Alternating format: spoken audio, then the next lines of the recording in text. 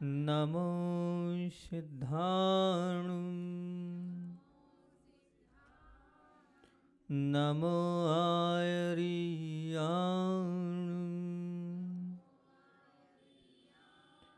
नमो वज्रायाणं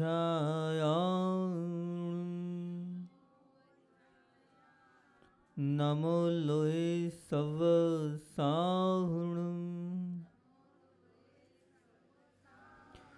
नमो अरिहन्ताणं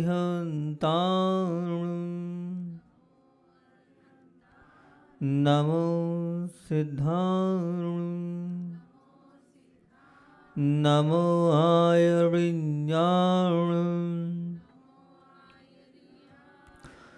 नमो वज्रायाणं नमो लोये सवसाहुणं नमो अरुहन्ताणं नमो सिद्धाणं नमो आयर्याणं नमो वज्रायाणं नमो लोये सवसाहुणं। बोलिए देवादिदेव खजराट श्री नेमिनाथ भगवान की जय। परम उपकारी आचार्य भगवंत विद्यासागर जी महामुनिराज की।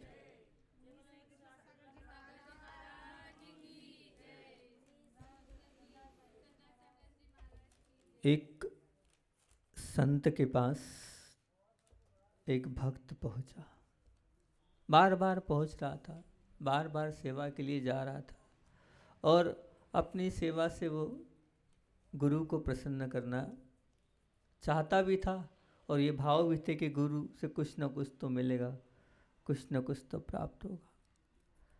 संसारी प्राणी लोभी है और लोभ के लिए गुरु चरणों में पहुंच जाता है। उसे तो अपनी संसार की मांगे, संसार की अपेक्षाएं दिखती है। उन अपेक्षाओं को लेकर वो गुरु चरणों में जब बार बार सेवा के लिए जाता है तो गुरु तो करुणावान होते हैं, गुरु तो कृपालु होते हैं, गुरु तो दयालु होते हैं। जब बार बार देखा तो पूछ लिया, क्या चाहिए भैया?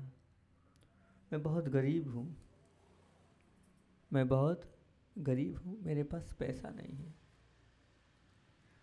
अच्छा, तेरे पास पैसा नहीं है, इसी रोड पर चले जाना, आगे जाकर लेफ्ट में मुड़ जाना, 300 मीटर अंदर जाना, वहाँ पर जाकर तुम्हें एक पत्थर मिलेगा, उसको हटाना, वहाँ तुम्हें नोटों की गड्डियाँ मिल जाएगी।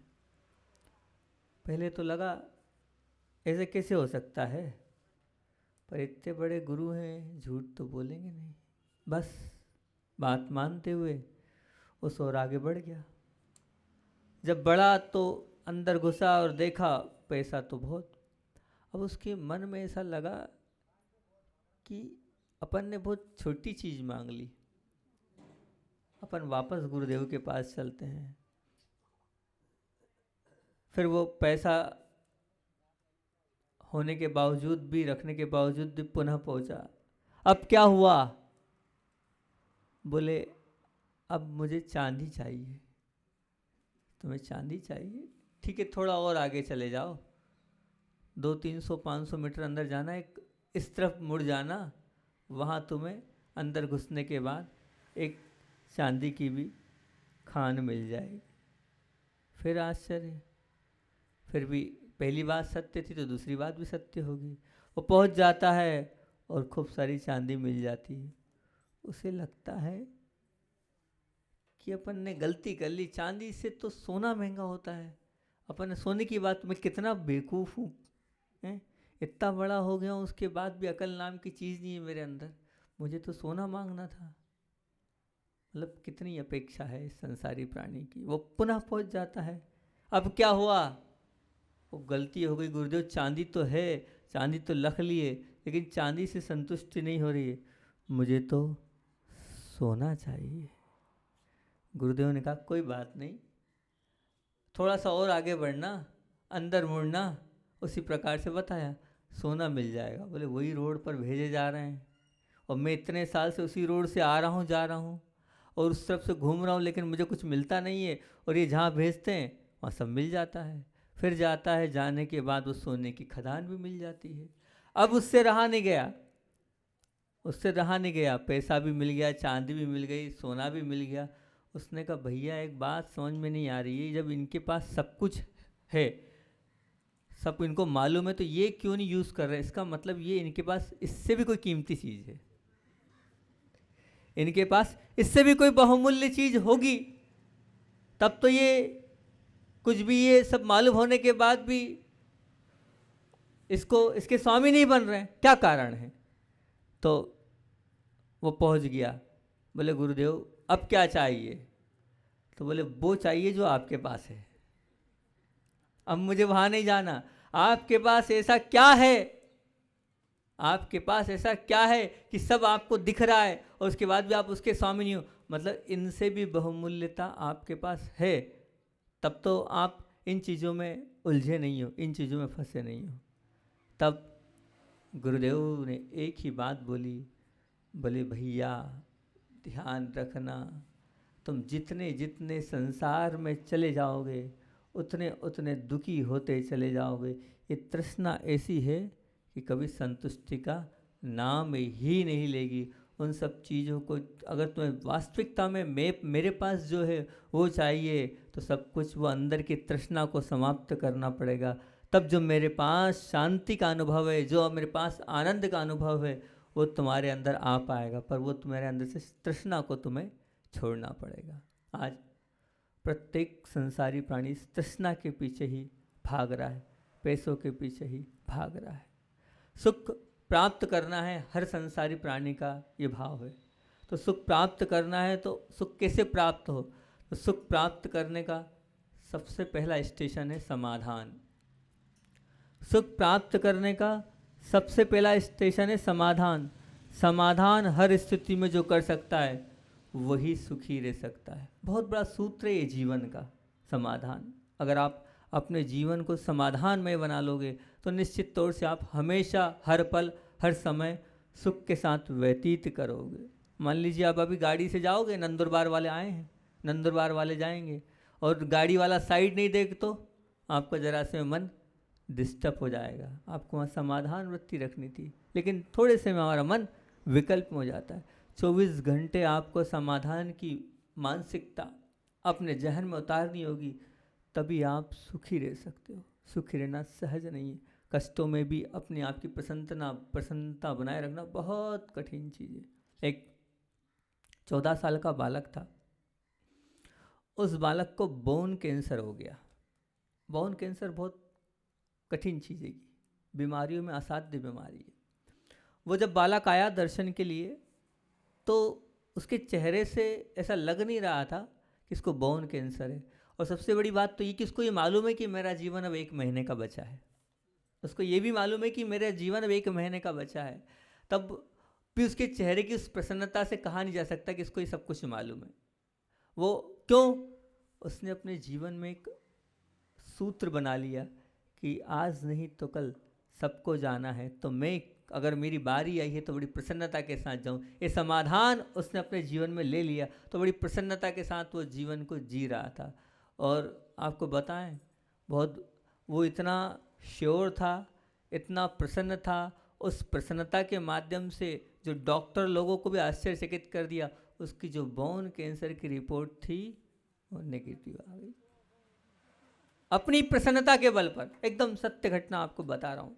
डॉक्टर लोगों को आश्चर्य हुआ कि ये हो नहीं सकता है, लेकिन उसने अपनी प्रसन्नता और अपने खुद के पावर और अपने खुद के बल पर वो जो रिपोर्ट है वो भी नेगेटिव हो गई।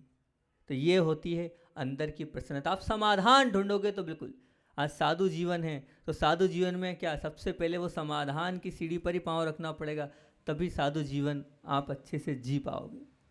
आज संपत्ति के पीछे, सौंदर्य के पीछे, सत्ता के पीछे, स्वास्थ्य के पीछे आपको भागना है, तो उसके लिए आपको अपने जीवन में एक समाधान को रखना होगा।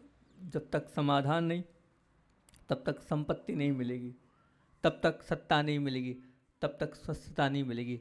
अन्यथा आप अपेक्षामय जीवन जियोगे। तो मैं तो हमेशा कहता हूँ अपेक्षामय जीवन कैसा होता है?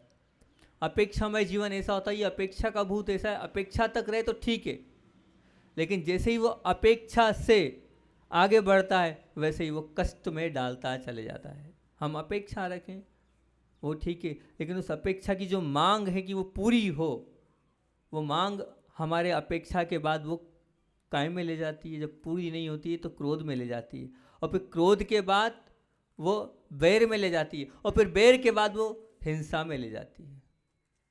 बैर के बाद वो हिंसा में ले जाती है। क्यों? आप देख लो महाभारत को। महाभारत का युद्ध क्या था?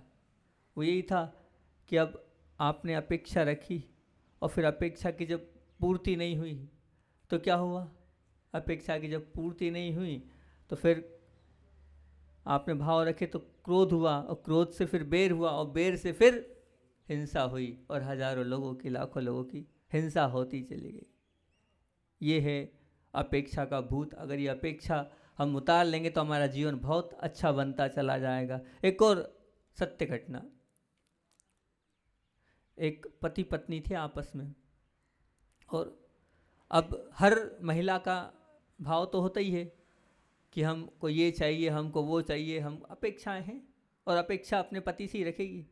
तो उनकी अपेक्षा थी कि हमें घूमने जाना है, पर व्यापार का समय, दुकानदारी का समय, उन्होंने कहा नहीं, इस बार तो और व्यापार है, इस बार तो और सीजन है, इस बार हम नहीं चल सकते। आपस में तू में हुई। तो बोले सिर्फ घर मेरे को नौकरानी समझा है क्या? सिर्फ रोटी बनाऊँ, आपका काम करूँ, और यही इसी के लिए लाए थे क्या? मेरा कोई जीवन नहीं है क्या? मेरे जीवन को आपने व्यर्थ समझ रखा है क्या? खूब तू में हो गई। अब तू में के बोले ऐसे जीवन से तो मैं आत्महत्या कर लूँगी, ऐसे जीवन से तो मैं आत्महत्या कर लूँगी। अब जैसे उसने आत्महत्या की बात बोली, हाँ कर लेना। पति ने भी गुस्से गुस्से में बोला, बोल गई और बाथरूम में और केरोसिन डाला और आग जला ली। आग जलाई और कम से कम गेट भी लगा लिया। अब गेट तोड़ते ताड़ते 60-70% वो जल चुकी थी। वो जल चुकी थी। अब उसको बाहर निकाला तो उसने कहा हाथ मत लगाना, हाथ मत लगाना मेरे को। और फिर आसपास वालों ने गाड़ी बुलवाई, अस्पताल लगे। तो अस्पताल में जब गाड़ी में बैठे तब भी एक ही बात बोली, दूर टच नहीं करना। मतलब कितना अंदर भरा हुआ था वो क्रोध, क्रोध के बाद बैर, बैर के बाद स्वयं की हिंसा। और वहाँ जाने के बाद उसने अंत में ये बोले मैं मर तो रही, क्योंकि 80-90% जल चुकी थी वो। तो बोले मैं मर तो रही हूँ, लेकिन मेरी जो लाश है उस लाश को मेरा पति नहीं जलाए। एक थोड़ी सी अपेक्षा की पूर्ति नहीं हुई कि आपको घूमने नहीं ले जाया गया, अभी समय नहीं है। उस अपेक्षा के चक्कर में पूरा जीवन समाप्त हो गया। इसलिए वो अपेक्षा प्रारंभ हुई और वो कहाँ पर जाई? हिंसा तक चली गई। ये अपेक्षा ऐसी है। अपेक्षा का हमारे भी अपेक्षा रहती है कि हम आहार पे निकले, हमारे भगवान आदिनाथ आहार पे निकले थे, नहीं मिली, कोई दिक्कत नहीं। अपेक्षा होना चाहिए, लेकिन अपेक्षा के आगे वो पूरी हो ये भाव नहीं रखना चाहिए। उसके पीछे अगर हम पढ़ते हैं तो हमारा जीवन व्यर्थ ही हम समाप्त कर लेते हैं। अपने जीवन को हम समाधान की मर्दानगी से अगर जिएंगे तो बहुत अच्छी बात है। समाधान होना चाहिए, हर एक परिस्थिति में समाधान होना चाहिए।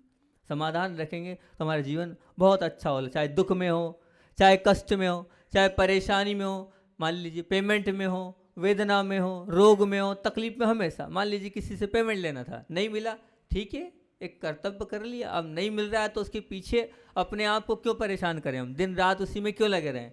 नहीं हुआ, नहीं हुआ। वेदना है, शरीर की तकलीफ है, हमने गोली ले ली, औषध ले ली, डॉक्टर को दिखा लिया, बड़े बड़े वैद्य को दिखा लिया, अब नहीं हो रहा है तो समाधान यही है भैया, उसको सहना पड़ेगा। आपने उसको दुख को अगर दुख के रूप में मान लिया तो दुख नहीं लगेगा, वो दुख भी सुख के रूप में परिवर्तित हो जाएगा, क्योंकि आप उसको एक्सेप्ट कर लो। समाधान यही है कि नहीं, उसे सहन करना ही पड़ेगा, मुझे मेरा जीवन इसी प्रकार गुजारना पड़ेगा। तो तकलीफ भी अपने आप समाधान के उस हल में होती चली जाएगी, बिल्कुल होती चली जाएगी। हर चीज़ को आप समाधान के वे में लो, समाधान के वे में लोगे तो सब कुछ होता चला जाएगा। अभी एक बार एक एक्सीडेंट हो गया। अब जब वो एक्सीडेंट हुआ तो वो एक्सीडेंट हुआ कोई बात नहीं, पर वो जो वहाँ का वाक़या था वो बड़ा ही ऐसा था कि उससे पूछा गया ऐसा क्यों। जब एक्सीडेंट हुआ तो एक्सीडेंट करने वाले को जिसको खून आया, जिसको लगी, उसने धन्यवाद दिया, मतलब करने वाले को धन्यवाद दिया जिसके माध्यम से लगी थी। तो उनसे पूछा कि अब भाई साहब एक बात बताओ, एक तो उसने सामने वाले ने आपको गिराया, आपका खून आ रहा है, घुटने में लगी हैगी, और आप बड़े मुस्कुराते हुए उसको धन्यवाद दे रहे हो। तो सोच बड़ी अच्छी होती है, समाधान वृत्ति ऐसी होती है। बोले भाई साहब मैं रोज़ इसी रोड से निकलता हूँ, मैं रोज़ इसी रोड से निकलता हूँ, रोज़ एक ट्रक चलाता था, आज साइकिल पे रोज़ ट्रक चलाता था, आज साइकिल पे है भैया, कम से कम धन्यवाद आज साइकिल पे थे, गनीमत है मेरी जान बच गई, अगर ट्रक चलाता तो शायद बचता ही नहीं। तो ये हमारे कष्ट हैं, हमारे दुख हैं, तो हम उनको देखें कि भैया वो है तो अब इससे हो सकता था और कुछ होता, और गड़बड़ हो सकता था, और गनीमत है इतना ही हुआ। अपन ऐसे समाधान लेते चलेंगे तो अपना जीवन ये मान के चलना सुखमय होता चला जाएगा। अगर सुख का आपको स्टेशन अपने जीवन में बनाना है तो वो पहला स्टेशन क्या है? समाधान। अपने जीवन को समाधान बनाएं, समाधानमय बनाएं। चाहे आप दूसरों के दुखों को देखकर भी, दूसरों को ऐसा नहीं कि दूसरों को, अब मैं आपसे पूछता हूँ, मान लीजिए कोई कष्ट में है, कोई दुख में है, तो या 3 कंडीशन आपके सामने देते हैं।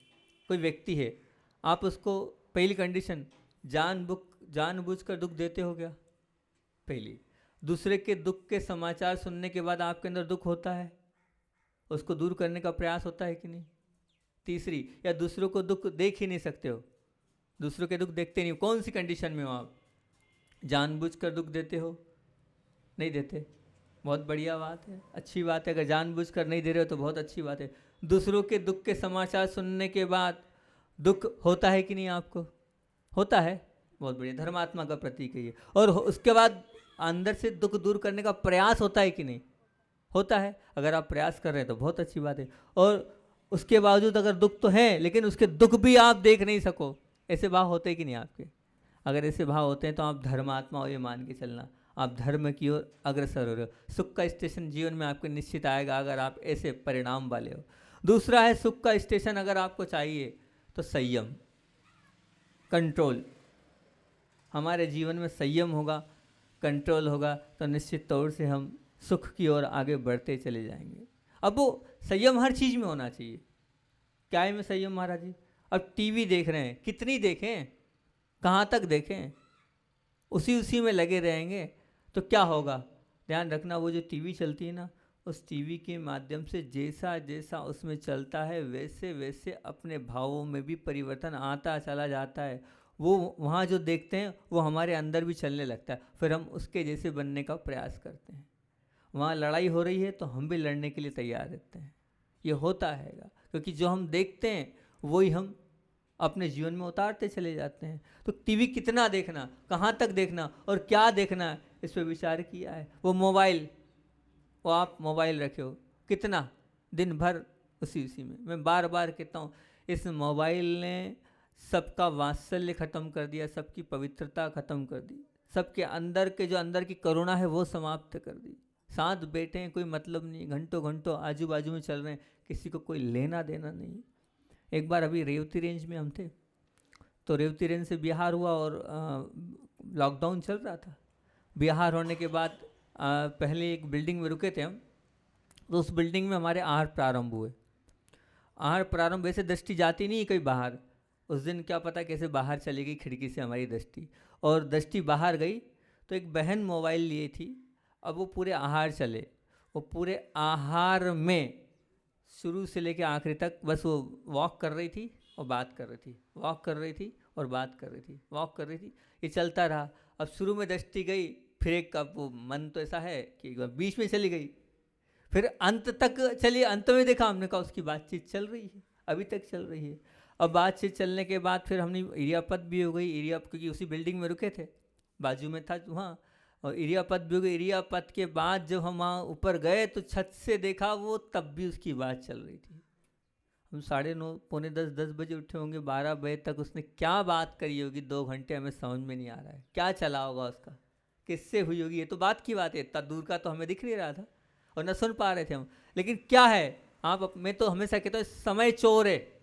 आप बाकी चोर की बात करते हो, ये समय चोर है आपका मोबाइल, समय को चुरा रहा हैगा और आप समय देते जा रहे हैं। वो कीमती समय, सब कुछ वापस आ सकता है, धन वापस आ सकता है आपके जीवन में, सुख आपके जीवन में वापस आ सकता है, सब कुछ वापस आ सकता है, संबंध टूटने के बाद अच्छे हो सकते हैं, लेकिन समय जाने के बाद न कभी वापस आया है और न कभी वापस आएगा।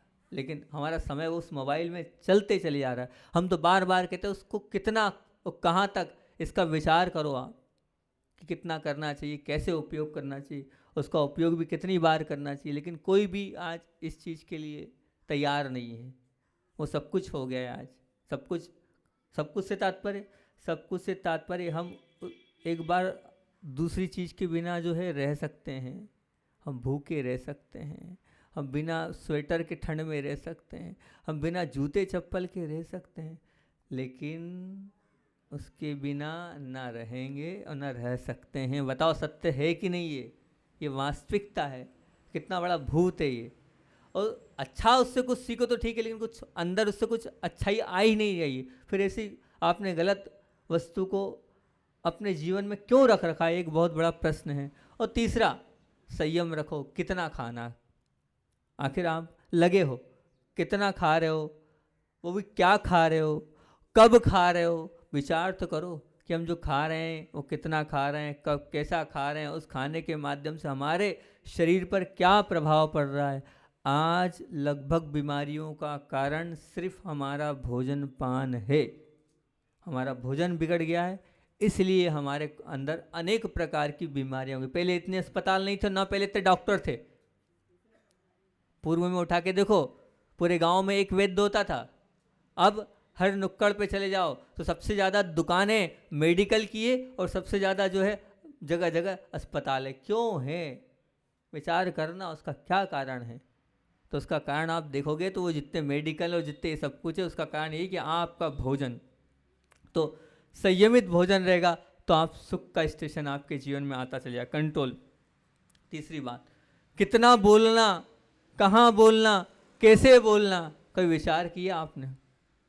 आप बोलते चले जा रहे हो, अरे कितना बोलना है, वो सामने वाला उस बोल से आपके जो बोल रहे हो उससे प्रभावित हो रहा है कि नहीं हो रहा है आप? लेकिन नहीं, आपको तो सिर्फ बोलना है, अपने वचनों के माध्यम से बोलना है, बोलते जा रहे बोलते जा रहे हो, कोई मतलब नहीं। और कैसे बोलना, अब मान लीजिए बोल भी दिया और बोलने के बाद वो वचन कैसे हैं आपके सामने वाले के लिए वो वचन मिष्ट लग रहे हैं नहीं लग रहे हैं वो भी नहीं मालूम। अब कभी कभी तो कहाँ बोलना, जहाँ बोलना नहीं हम वहाँ बोलते हैं, बड़ों के बीच में बोलते हैं, जहाँ आवश्यकता नहीं है वहाँ बोल रहे हैं। तो कहाँ बोलना, कितना बोलना, कैसे बोलना, आप इस पर विचार करना। अगर सुख का स्टेशन आपके जीवन में आएगा, संयमित होने से ही आपके जीवन में वो सुख का स्टेशन आएगा। समाधान, अगर आप समाधान नहीं जीवन में, एक बार वो क्या करेगा, समाधान नहीं है तो जीवन में मन बिगड़ेगा, पर संयम नहीं रहेगा तो आपका तन बिगड़ेगा। संयम नहीं रहेगा तो आपका क्या बिगड़ेगा?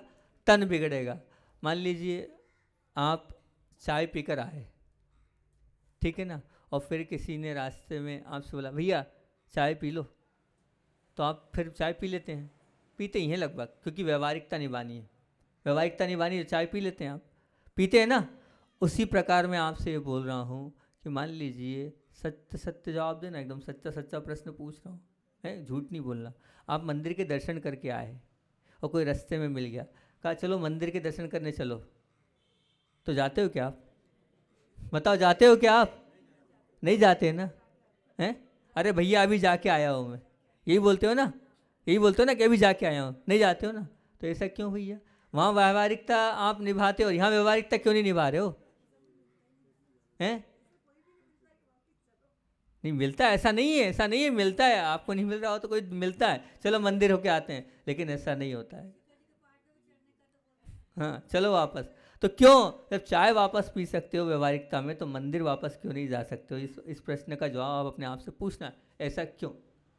और सुख को प्राप्त करने का समय अपना हो गया है, इसको कल देखेंगे, इससे बता देते हैं। सुख को प्राप्त करने का तीसरा स्टेशन है संतोष। सुख को प्राप्त करने का तीसरा स्टेशन है संतोष। अगर हमारे जीवन में संतोष होगा तो ही हम सुखी रह पाएंगे। समय अपना हो गया, इतने ही रखते हैं, बाकी बात अपन अब आगे देखेंगे, आप लोग आगे आओगे तो ठीक है, नहीं तो कोई बात नहीं। बोलिए आचार्य भगवान विद्यासागर जी महामुनि राज की।